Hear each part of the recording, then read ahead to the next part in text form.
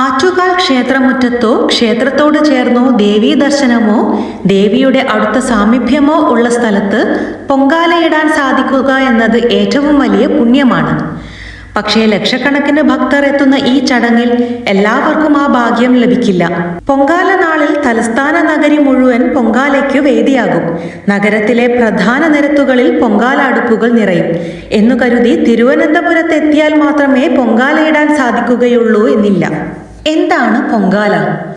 പൊൻകാലം എന്നത് ലോപിച്ചാണ് പൊങ്കാലയായത്. സൂര്യന്റെ പൊൻകിരണങ്ങൾക്ക് ഏറെ മഹത്വം കൽപ്പിക്കുന്ന സൂര്യനെ ആരാധിക്കുന്ന ഒരു ചടങ്ങാണ് പൊങ്കാല എന്നത്. കുംഭമാസത്തിൽ സൂര്യാരാധന വളരെ വിശേഷപ്പെട്ടതാണ്. കുംഭമാസത്തിലെ 10 ദിവസം നീണ്ടു നിൽക്കുന്ന ഉത്സവത്തിനിടയിലാണ് ആറ്റുകാൽ ക്ഷേത്രത്തിലെ പ്രസിദ്ധമായ പൊങ്കാല സമർപ്പണം നടക്കുന്നത്. പൂരം നക്ഷത്രവും പൗർണമിയും ചേർന്നു വരുന്ന ദിവസമാണിത്. രാവിലെ 10 മണിക്ക് ശേഷം മേൽശാന്തി ക്ഷേത്രത്തിലെ ശ്രീകോവിലിന് മുമ്പിലെ പണ്ടാര അടുപ്പിൽ തീ തെളിയിക്കും. ഈ അടുപ്പിൽ നിന്ന് പകരുന്ന തീയാണ് തിരുവനന്തപുരം നഗരത്തിലെമ്പാടുമുള്ള പൊങ്കാല അടുപ്പുകളിൽ തീ കത്തിക്കുവാൻ എടുക്കുന്നത്. പിന്നീട് പൊങ്കാല നിവേദ്യം തയ്യാറാക്കും. ക്ഷേത്രത്തിൽ നിന്നുള്ള തീർത്ഥം തളിച്ചാണ് നിവേദ്യം ദേവിക്കായി സമർപ്പിക്കുന്നത്. ഉച്ചയോടെ പൊങ്കാല നിവേദ്യം ദേവിക്കായി സമർപ്പിക്കും. വീട്ടിൽ പൊങ്കാലയിടാൻ സാധിക്കുമോ? തീർച്ചയായും.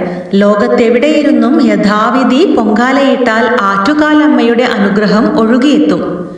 വീട്ടിൽ പൊങ്കാലയിടാൻ അതിരാവിലെ എഴുന്നേറ്റ് കുളിച്ച് കഴിയുമെങ്കിൽ ലളിത സഹസ്രനാമം ജപിക്കുക.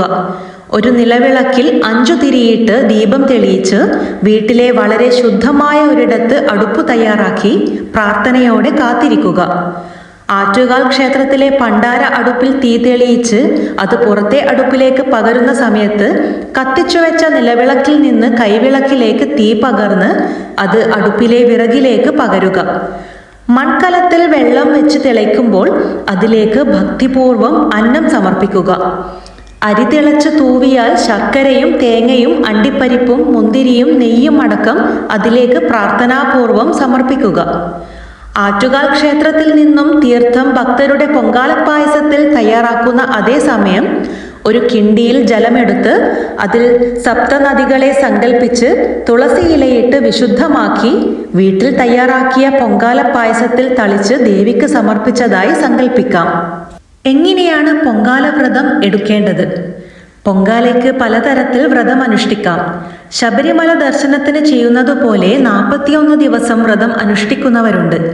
അതല്ലാതെ 21 ദിവസവും 5 ദിവസവും 3 ദിവസവും വ്രതമെടുക്കുന്നവർ ഉണ്ട്. കുറഞ്ഞത് 3 ദിവസമെങ്കിലും വ്രതമെടുക്കണമെന്നാണ് വിശ്വാസം. വ്രതമെടുക്കുമ്പോൾ മാംസാഹാരങ്ങൾ വർജിക്കുക.